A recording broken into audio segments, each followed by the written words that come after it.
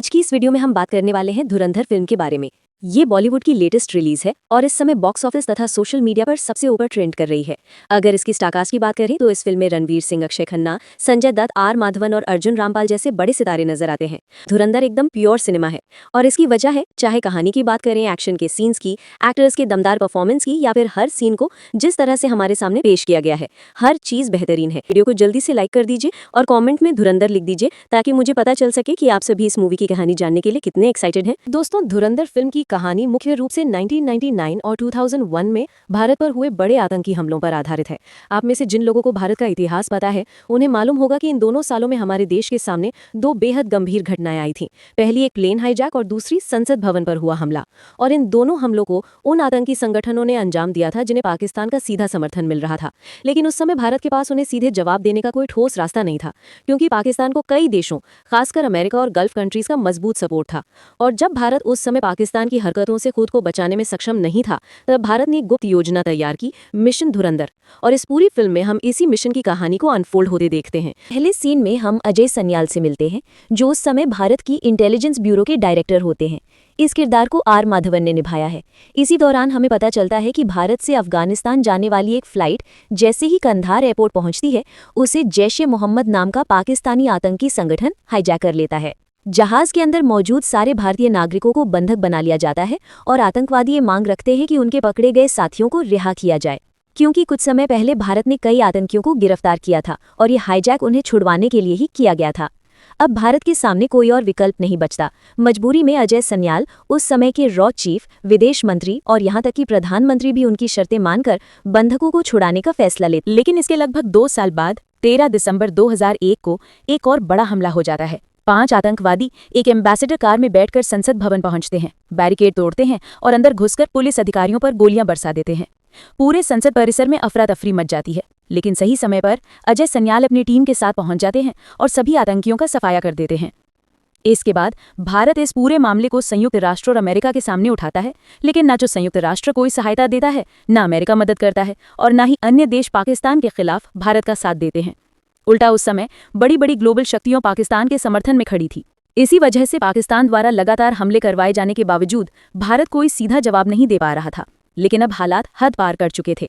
इसीलिए संसद हमले के बाद इंटेलिजेंस ब्यूरो के डायरेक्टर, रॉ चीफ, विदेश मंत्री और बाकी बड़े अधिकारी एक हाई लेवल मीटिंग करते हैं और वहां ये तय होता है कि पाकिस्तान को भीतर से कमजोर करने और भारत को सुरक्षित रखने का सिर्फ एक ही तरीका है, मिशन धुरंधर। ये मिशन असल में भारत की एक गुप्त रणनीति है, जिसके तहत भारत अपने सबसे सक्षम एजेंट को पाकिस्तान के अंदर भेजकर उसे अंदर से कमजोर करेगा।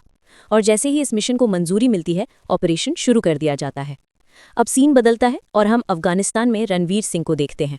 यहीं हमें पता चलता है कि रणवीर सिंह ही वो एजेंट है जिसे पाकिस्तान में मिशन धुरंधर को अंजाम देना है, यानी वही धुरंधर है। मिशन शुरू होते ही रणवीर सिंह को नया नाम दिया जाता है, हमजा अली। पहले उसे अफगानिस्तान भेजा जाता है और फिर वो अपनी पहचान एक बलूच नागरिक की बनाकर पाकिस्तान में एंटर करता है। अगर आप बलूचिस्तान के बारे में नहीं जानते तो बता दूं कि ये वो क्षेत्र है जो पाकिस्तान, अफगानिस्तान और ईरान के बीच में पड़ता है। आधुनिक सीमाओं के कारण ये क्षेत्र 3 देशों में बंट चुका है। लेकिन वास्तविकता ये है कि पाकिस्तान में रहने वाले बलूच लोगों से वहाँ के लोग बेहद नफरत करते हैं। बलूचिस्तान में कई विद्रोही समूह हैं जो पाकिस्तान से स्वतंत्र होना चाहते हैं और इसी वजह से पाकिस्तान की सेना और आईएसआई लगातार बलूच विद्रोहियों पर हमले करती रहती है। मैंने आपको बलूचिस्तान की ये पृष्ठभूमि इसलिए बताई क्योंकि रणवीर सिंह यानी हमजा अली इसी पहचान के साथ पाकिस्तान में प्रवेश करता है और उसकी ये नकली पहचान उसके मिशन का सबसे महत्वपूर्ण हिस्सा बन जाती है। अब हम देखते हैं कि हमजा जैसे ही पाकिस्तान में घुसता है, वो कराची पहुंचता है और वहां लियारी इलाके में जाता है। लियारी कराची का एक बेहद मशहूर और महत्वपूर्ण क्षेत्र है और फिल्म की कहानी के लिए भी यही जगह बेहद खास है। लियारी में हमजा की मुलाकात भारत के एक दूसरे एजेंट से होती है जो कई सालों से वहां एक जूस की दुकान चलाकर रह रहा था। उसके साथ 2-3 और एजेंट भी होते हैं जो मिलकर भारत को लगातार सूचना भेजते रहते थे। और अब ये सभी लोग मिलकर मिशन धुरंधर को पूरा करने में हमजा की मदद करेंगे।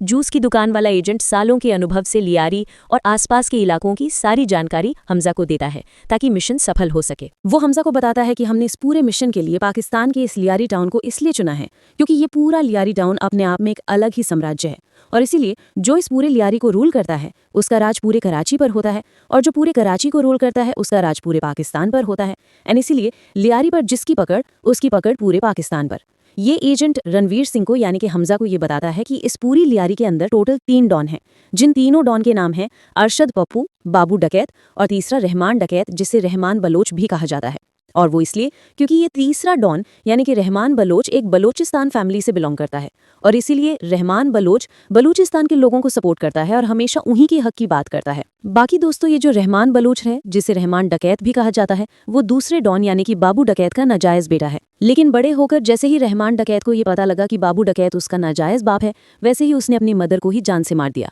बाकी दोस्तों, इस पूरी लियारी टाउन के अंदर जो रहमान डकैत है वो पूरे 1/3 हिस्से को रूल करता है और बाकी बचे हुए 2/3 हिस्सों को रूल करते हैं बाबू डकैत और अरशद पप्पू। और रहमान डकैत से निपटने के लिए ये बाबू डकैत और अरशद पप्पू दोनों मिलकर काम करते हैं। अब यहाँ लियारी के अंदर हमजा का ये प्लान होता है कि अब क्योंकि वो एक बलूच बन के आया है, इसीलिए वो रहमान डकैत की गैंग में घुसेगा और गैंग में घुसने के लिए उसे बहुत ही जल्दी मौका भी मिलने वाला है। अब ऐसा इसलिए क्योंकि रहमान डकैत के 2 बेटे हैं, एक बेटा 8 से 10 साल का है और दूसरा बेटा 19-20 साल का है। और ये जो रहमान डकैत का बड़ा बेटा है, इसके दोस्त की कुछ ही दिन बाद शादी होने वाली है और अब क्योंकि शादी में रहमान डकैत का बेटा शामिल होने वाला है, इसलिए अरशद पप्पू और बाबू डकैत का ये प्लान है कि वो अपने आदमियों को भेजकर रहमान डकैत के बड़े बेटे को जान से मार देंगे। अब इंडिया के एजेंट्स इस बारे में सब कुछ जान जाते हैं और इसीलिए उन्हें ये पता होता है कि कुछ दिनों बाद होने वाली शादी में रहमान डकैत के बड़े बेटे को मारा जाएगा। और फिर इसीलिए हमजा और बाकी एजेंट्स ये प्लान करते हैं कि वो लोग उसी फायरिंग के अंदर रहमान डकैत के बड़े बेटे की जान बचाएंगे और ये चीज़ दिखाकर रहमान डकैत के सामने हीरो बन जाएंगे। यानी कि ऐसा करके वो लोग रहमान डकैत का भरोसा जीत लेंगे और उसकी गैंग में बड़े आराम से शामिल हो जाएंगे।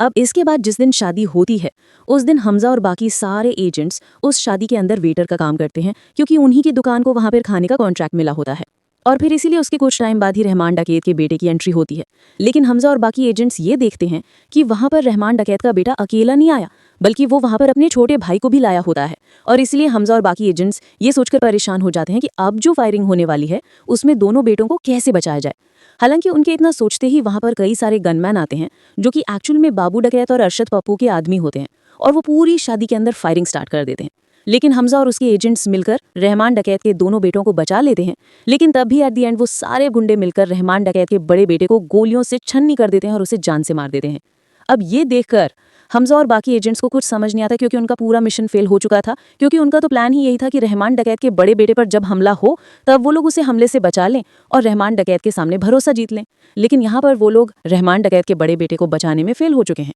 लेकिन अब इसके बावजूद भी हमजा हार नहीं मानता और वो नया तरीका निकालता है। अब एक्चुअली में उसने छोटे बेटे की जान तो बचाई होती है और अब इसीलिए वो छोटे बेटे के सामने ये तमाशा करता है कि वो बड़े बेटे की जान बचाने की कोशिश कर रहा है। वो जल्दी से बड़े बेटे की लाश को उठाता है और उसे हॉस्पिटल लेकर जाता है एंड डॉक्टर्स के सामने चिल्लाते हुए कहता है कि जल्दी से वो लोग इसका इलाज कर दें। लेकिन एज ऑफ कोर्स उसकी जान चली जाती है। अब रहमान डकैत को जैसे इस बारे में पता लगता है, वैसे ही वो अपने आदमियों के साथ सीधा हॉस्पिटल आता है और हॉस्पिटल आकर वो सबसे पहले अपने छोटे बेटे से मिलता है, जिसके बाद ही उसका छोटा बेटा उसे सारी कहानी समझाते हुए कहता है कि जब उसके और उसके बड़े भाई पर हमला हुआ तब हमजा नाम के इस आदमी ने हम दोनों की जान बचाने की कोशिश की और जब बड़े भाई को गोली लगी तो यही हॉस्पिटल लेकर भी आया। इन बातों को सुनने के बाद रहमान डकैत पहले तो अपने बेटे की लाश देखता है और उसे देखकर काफी रोता है, लेकिन फिर उसके बाद वो हमजा से मिलता है और अपने छोटे बेटे की जान बचाने के लिए उसे शुक्रिया अदा करते हुए कुछ पैसे देने की कोशिश करता है। लेकिन हमजा पैसा लेने से मना करता है और वो रहमान डकैत से कहता है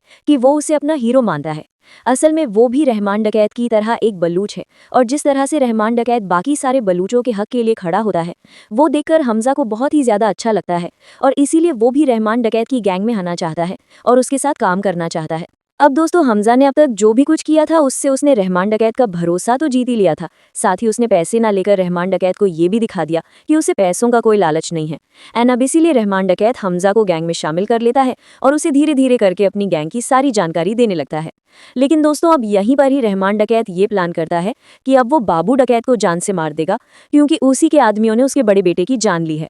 लेकिन दोस्तों, रहमान डकैत कुछ करता है कि उससे पहले हम ये देखते हैं कि उसी हॉस्पिटल के अंदर रहमान डकैत से मिलने के लिए लिया टाउन का पॉलिटिशियन आता है और ये पॉलिटिशियन बेसिकली वहाँ का एमपी एमएलए टाइप का होता है और इस पॉलिटिशियन ने इस पूरे लिया टाउन के अंदर रहमान डकैत को अपना सपोर्ट दिया होता है। ये यहाँ पर आकर रहमान डकैत के बेटे की लाश देखता है और रहमान डकैत को भरोसा देता है और उसके साथ ही वो रहमान डकैत को ये भी समझाते हुए कहता है कि अभी इलेक्शंस बहुत पास आने वाले हैं, इसीलिए अभी वो कोई भी कदम ना उठाएं और बाबू डकैत के ऊपर कोई अटैक ना करें, क्योंकि ऐसा करने की वजह से इलेक्शंस में वो हार सकता है और अगर इलेक्शंस में वो हार गया तो फिर रहमान डकैत का भी काफ़ी नुकसान होगा। अब दोस्तों ये बात बोलकर वो पॉलिटिशियन रहमान डकैत को रोक तो देता है, लेकिन फिर इसके बाद से रहमान डकैत हर रोज अपने आप में ही जलने लगता है और वो ये सोचने लगता है कि वो कैसे अपने बेटे की मौत का बदला लेगा। अब ऐसे ही एक दिन गुस्से में आकर रहमान डकैत अपने सारे आदमियों को बिठाता है, जिसमें हमजा भी शामिल होता है, और फिर वो उन सब से कहता है कि अभी हमें क्या करना चाहिए, क्या हमें बाबू डकैत से बदला लेना चाहिए या फिर नहीं। ये बात सुनकर रहमान डकैत के सारे आदमी उसे रुकने के लिए कहते हैं और वो रहमान से कहते हैं कि इलेक्शंस होने दिया जाए, उसके बाद ही कोई कदम उठाया जाए, क्योंकि उनके लिए इलेक्शन जीतना उतना ज़्यादा ज़रूरी है। अगर वो लोग इस टाइम पर कुछ भी करते हैं तो इलेक्शंस में उनकी हार हो सकती है, यानी उनके नेता की हार हो सकती है, जिस वजह से ना सिर्फ उनका सपोर्ट छीनेगा बल्कि उनकी फंडिंग भी रुक जाएगी। लेकिन दोस्तों इन सब के बाद रहमान डकैत हमजा से पूछता है कि आखिरकार उन्हें क्या करना चाहिए, जो सुनकर हमजा सबसे अलग जवाब देता है और वो रहमान डकैत से कहता है कि अगर मैं आपकी जगह होता तो मैं अपने बेटे की मौत का बदला ज़रूर लेता। असल में बाबू डकैत ने इस टाइम पर जो भी कुछ किया है वो उसने सोच समझ कर किया है। उसने इलेक्शंस के ठीक पहले आपके बेटे की जान ली है ताकि आप ये सोचकर बैठ जाएं कि इलेक्शंस आने वाले हैं और आप उस पर हमला ना करें। लेकिन मैं कहूँ तो यही आपकी भूल होगी, क्योंकि एक्चुअली में इस टाइम पर वो बेफिक्र होगा और उसे अंदाज़ा भी नहीं होगा कि आप उस पर हमला कर सकते हैं। इसके साथ ही रही बात इलेक्शंस को जीतने की, तो अगर आप उस पर हमला नहीं करते हैं तो इलेक्शंस तो आप वैसे भी हार जाएंगे, और ऐसा इसीलिए क्योंकि आपके बेटे की जान लेकर और आपको इस तरह इलेक्शंस तक चुप बिठाकर उसने ये साबित कर दिया है कि बाबू डकैत रहमान डकैत से काफ़ी ज़्यादा पावरफुल है और रहमान डकैत के अंदर अब कोई पावर नहीं बची। और इसीलिए अगर आप मेरी माने तो आपको बाबू डकैत को इसी टाइम पर खत्म करना चाहिए, जिससे कि ना सिर्फ आपका बदला पूरा होगा बल्कि पूरी लियारी के अंदर ये मैसेज जाएगा कि इस पूरे रीजन में रहमान डकैत से ऊपर कोई भी नहीं है। अब रहमान डकैत हमजा की बात से एग्री होता है और इसीलिए वो ये प्लान करता है कि अब वो बाबू डकैत यानी उसकी पूरी गैंग पर अटैक करेगा और उन सबको खत्म करेगा। अब ऐसा करने के लिए वो लोग पूरी प्लानिंग करते हैं और बारी बारी करके बाबू डकैत के सारे बंदों की फील्डिंग सेट करते हैं एंड फिर एक ही बार में वो सारे के सारे आदमियों को खत्म करते हैं। और रही बात बाबू डकैत की, तो उसे हमजा, रहमान डकैत और रहमान डकैत का खास आदमी जो कि उसका कजिन भी होता है जिसका नाम उजैर होता है, वो सब मिलकर उसे खत्म करते हैं, जिसमें कि वो सब लोग बाबू डकैत को टक्कर मार के नीचे गिराते हैं और फिर रहमान डकैत बाबू डकैत को लोहे से पीट पीट कर जान से मार देता है और फिर इस तरह से रहमान डकैत अपने बेटे की मौत का बदला लेता है। अब इसके बाद ही इलेक्शंस होते हैं और इलेक्शंस में हम ये देखते हैं और उस पूरे इलेक्शंस के अंदर इस पॉलिटिशियन की जिसका नाम जमील जमाली है वो पूरे बहुमत के साथ जीत जाता है। लेकिन दोस्तों जब पॉलिटिशियन जमील जमाली की जीत होती है और उसे उसकी विक्ट्री स्पीच के लिए बुलाया जाता है, तब उस टाइम पर पब्लिक को देखकर वो ये समझ जाता है कि लियारी की जितनी भी जनता है वो उससे ज़्यादा रहमान डकैत को पसंद करती है और इसीलिए अगर कल को रहमान डकैत पॉलिटिक्स में आ गया तो फिर उसकी कुर्सी खतरे में आ सकती है। अब दोस्तों रहमान डकैत इस टाइम पर काफ़ी ऊपर आ चुका था क्योंकि उसने अपने दो दुश्मनों में से एक बाबू डकैत को खत्म कर दिया था। वो अब पूरे लियारी का सबसे बड़ा डॉन बन चुका था और साथ ही साथ उसकी पॉपुलैरिटी भी इतनी ज़्यादा बढ़ चुकी थी कि वो बड़े आराम से अब नेता भी बन सकता था। इसके साथ ही रही बात हमजा की, तो अब हमजा रहमान डकैत का सबसे खास बन चुका था। लेकिन हमजा जो कि अपने मिशन पर था, उसे हम ये देखते हैं कि वो पॉलिटिशियन जमील जमाली की इसी विक्ट्री स्पीच के मौके पर उसकी बेटी से मुलाकात करता है और वो धीरे धीरे करके उसे इंप्रेस कर लेता है, क्योंकि हमजा ये जानता था कि पॉलिटिशियन जमील जमाली की जो बेटी है वो उसके मिशन में उसके काफ़ी काम आ सकती है।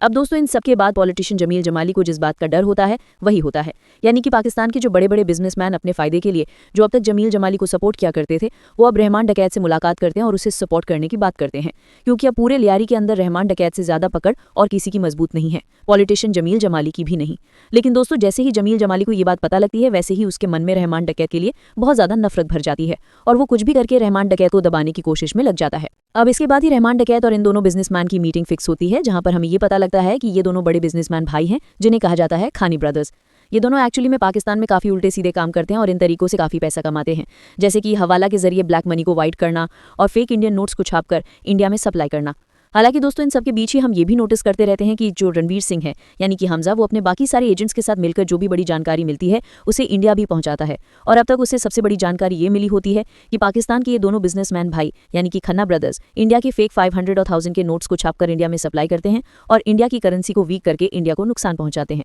हालांकि दोस्तों इसके बाद अगले सीन में हम ये देखते हैं कि रहमान डकैत हमजा उजैर और अपने कुछ खास आदमियों के साथ मिलकर खन्ना ब्रदर्स से मीटिंग करने आता है, जहां पर खन्ना ब्रदर्स उसे मिलवाते हैं ISI के हेड से। ये एक्चुअली में ISI का एक बहुत ही बड़ा एजेंट होता है जिसका नाम होता है मेजर इकबाल।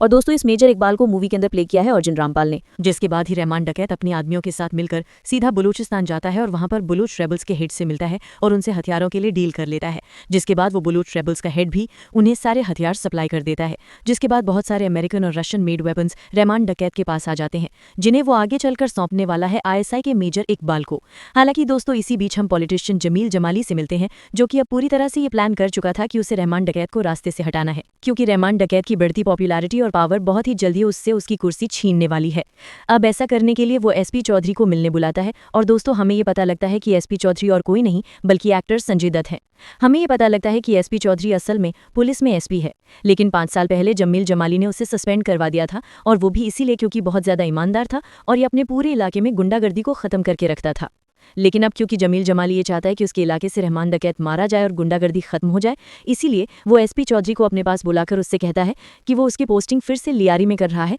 ताकि वो रहमान डकैत को खत्म कर दे, यानी कि उसका इनकाउंटर करके ये दिखाए कि वो मारा गया। लेकिन दोस्तों एसपी चौधरी जमील जमाली से ऐसा करने से मना कर देता है, और वो इसीलिए क्योंकि वो जमील जमाली से कहता है कि लियाली के अंदर जितनी भी पुलिस है वो पूरी की पूरी पुलिस रहमान डकैत की जेब में है। इसीलिए अगर मैं रहमान डकैत को पकड़ने या उसके एनकाउंटर करने पुलिस वालों को लेकर भी जाऊंगा तो वो मेरी पुलिस से मुझे ठुकवा देगा, और इसीलिए मैं ये चाहता हूं कि मुझे खुद की टीम दी जाए, जिस टीम के बंदे मैं खुद ही चुनूंगा। साथ ही साथ लियारी में मेरा एक खुफिया ऑफिस होगा जिसके बारे में किसी को पता नहीं होगा। अगर आप ये सब अग्री करते हैं तो मैं पोस्टिंग लेने के लिए हाँ बोलता हूँ। पॉलिटिशियन जमील जमाली एसपी चौधरी के शर्त मान जाता है और वो उसे उसकी स्पेशल टास्क फोर्स देता है, जिसकी हेल्प से एसपी चौधरी रहमान डकैत को पकड़ के उसका एनकाउंटर कर सकता है। अब दोस्तों इन सब के बीच ही हमजा और जमील जमाली की लव स्टोरी चल रही होती है, और इसीलिए जब एक दिन वो दोनों साथ बैठे होते हैं तब उस टाइम पर ही हमजा एसपी चौधरी की फोटो देख रहा होता है, क्योंकि उसकी पोस्टिंग लियारी टाउन के अंदर फिर से कर दी गई है। लेकिन एसपी चौधरी की फोटो देखकर जमील जमाली की बेटी हमजा से कहती है कि वो इसको पहले से जानती है, क्योंकि ये आदमी उसके फादर से मिलने उसके घर अक्सर आता है। इस बात को सुनते ही हमजा ये समझ जाता है कि कुछ ना कुछ तो कोंड-गोल चल रहा है,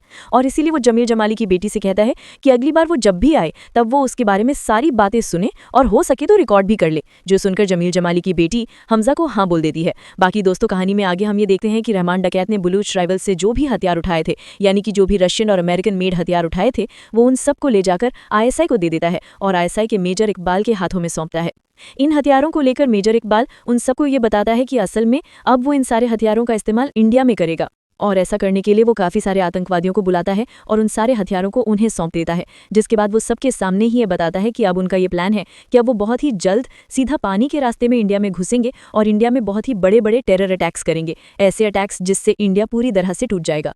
अब इन सभी के बीच बैठकर जैसे हमजा ये सारी बातें सुनता है, वैसे ही वो जल्दी से इंडिया के अंदर ये सारी खबरें भेज देता है, जिसके बाद इंडिया की इंटेलिजेंस वाले इन सारी बातों को जान तो जाते हैं, लेकिन अब हम उनकी लापरवाही कहें या फिर उनकी इनएफिशिएंसी, वो किसी भी टेरर अटैक को रोकने में नाकामयाब रहते हैं। क्योंकि असल में दोस्तों इस टाइम पर मेजर इकबाल जिस टेरर अटैक को प्लान कर रहा था वो टेरर अटैक था साल 2008 में होने वाला 26/11, और जैसा कि हम सब जानते ही हैं कि इंडियन इंटेलिजेंस 26/11 के अटैक को रोकने में फेल हो गई थी। हालांकि दोस्तों इस टाइम पर हमजा अपना काम पूरा करता है और वो इंटेलिजेंस जल्दी से इंडिया भेज देता है, और इंडिया की सारी इंटेलिजेंस टीम को ये बात तो बता ही देता है कि आने वाले टाइम में पाकिस्तान इंडिया में काफी बड़े बड़े टेरर अटैक्स करवाने वाला है। लेकिन दोस्तों इतने में हम लियारी सिटी के अंदर ये देखते हैं कि पॉलिटिशियन जमील जमाली एसपी चौधरी के जरिए अपना काम करवाना स्टार्ट कर देता है, और वो प्लान स्टार्ट कर देता है रहमान डकैत का एनकाउंटर करने का। ऐसा करने के लिए वो सबसे पहले रहमान डकैत के घर के अंदर जो नौकर होता है उसके जरिए रहमान डकैत के छोटे बेटे के खाने में कुछ उल्टा सीधा मिलवा देता है, जिसे खाकर रहमान डकैत के छोटे बेटे की हालत बहुत खराब हो जाती है, और इसीलिए रहमान डकैत जल्दी जल्दी में अपनी वाइफ के साथ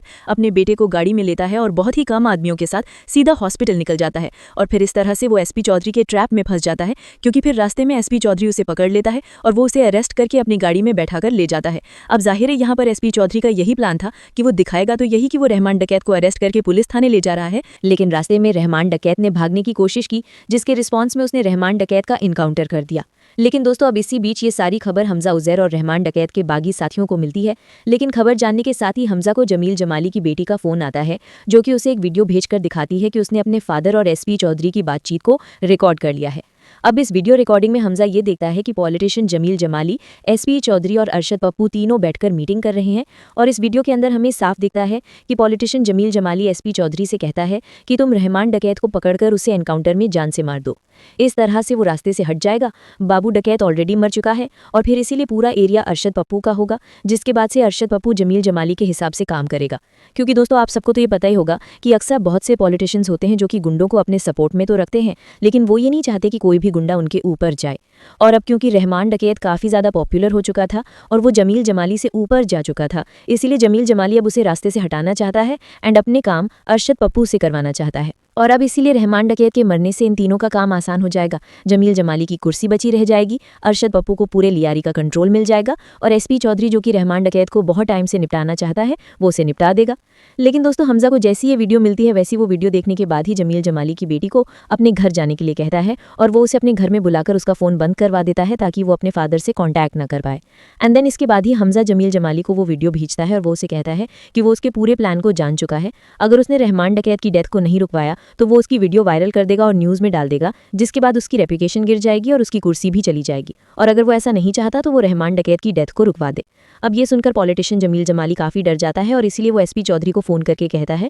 कि वो रहमान डकैत के एनकाउंटर को रोक दे। लेकिन एसपी चौधरी उसकी बात मानने से मना कर देता है एंड वो कहता है कि वो रहमान डकैत को मार कर ही रहेगा। ये बात सुनकर जमील जमाली जल्दी से ये बात हमजा को बताता है और फिर इसीलिए हमजा दूसरा तरीका लगाता है एंड वो जमील जमाली से कहता है कि वो उसे एसपी चौधरी का खुफिया ऑफिस बताए, क्योंकि दोस्तों जमील जमाली की बेटी के जरिए हमजा को उस ऑफिस के बारे में पता चल चुका था। वो जमील जमाली के मुंह से जल्दी से एसपी चौधरी के खुफिया ऑफिस का पता ढूंढता है और अपने सारे आदमियों को लेकर सीधा वहां पहुंचता है और वहां के सारे पुलिस ऑफिसर्स को बहुत बुरी तरह से मारता है एंड उन सब के ऊपर पेट्रोल डाल देता है। और फिर वो एसपी चौधरी को वीडियो कॉल करके बताता है कि अभी अगर उसने रहमान डकैत को नहीं छोड़ा तो फिर वो इस ऑफिस में मौजूद 40 से भी ज़्यादा ऑफिसर्स को जान से मार देगा। अब अपने ऑफिसर्स को बचाने के लिए एसपी चौधरी रहमान डकैत को छोड़ देता है और वो रहमान डकैत को हमजा के हाथों में सौंप देता है। लेकिन दोस्तों अब इन सब के बाद वो दिन आता है जिस दिन इंडिया में 261 का अटैक हुआ था, यानी कि 26 नवंबर साल 2008। और इस दिन आईएसआई वाले स्पेशली मेजर इकबाल इंडिया में अपने आतंकवादियों के जरिए इस अटैक को करवा देता है और वो टीवी पर इस पूरे अटैक को सबको दिखाता है। लेकिन दोस्तों जैसे ही 261 के इस टेरर अटैक को हमजा देखता है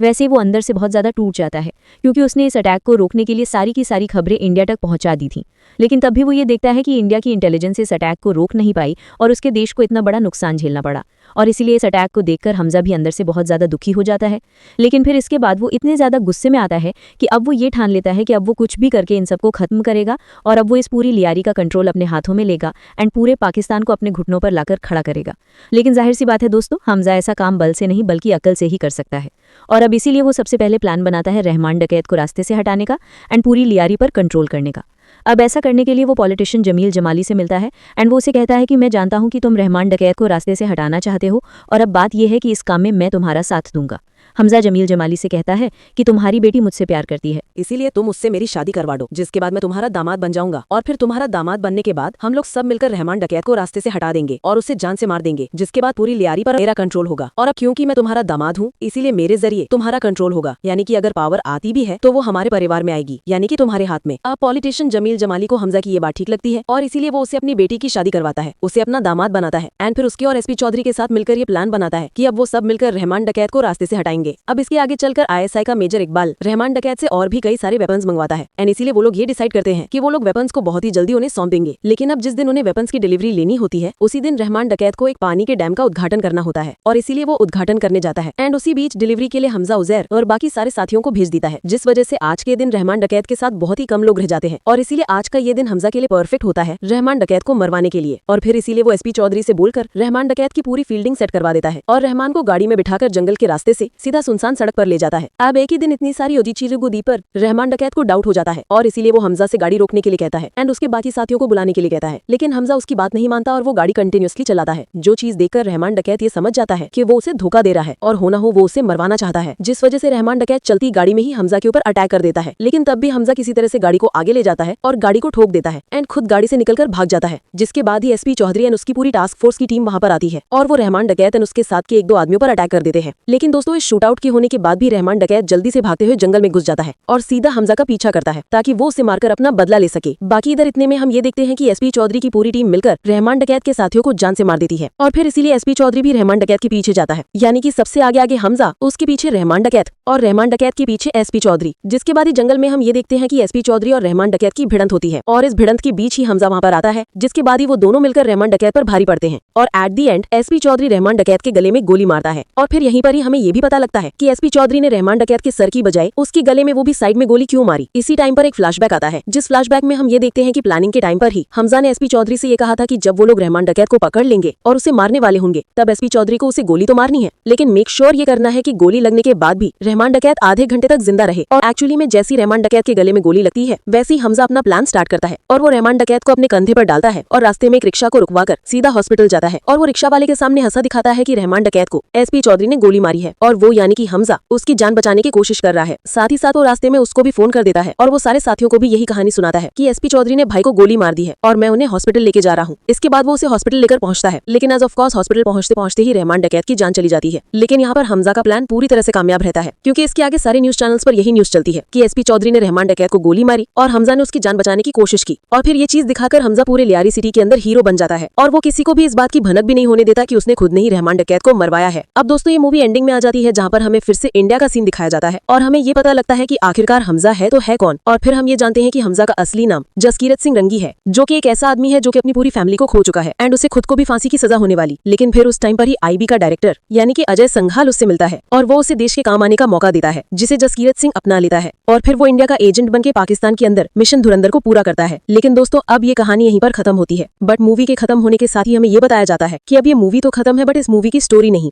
और ऐसा इसलिए क्योंकि अगले साल के मार्च महीने के अंदर इस मूवी का सेकंड पार्ट आएगा एंड उसी के अंदर इस धुरंधर की पूरी स्टोरी खत्म होगी। बाकी दोस्तों आपको ये मूवी की स्टोरी कैसी लगी ये मुझे कमेंट्स में जरूर बताना, और अगर आपको वीडियो पसंद आई हो तो वीडियो को लाइक करना।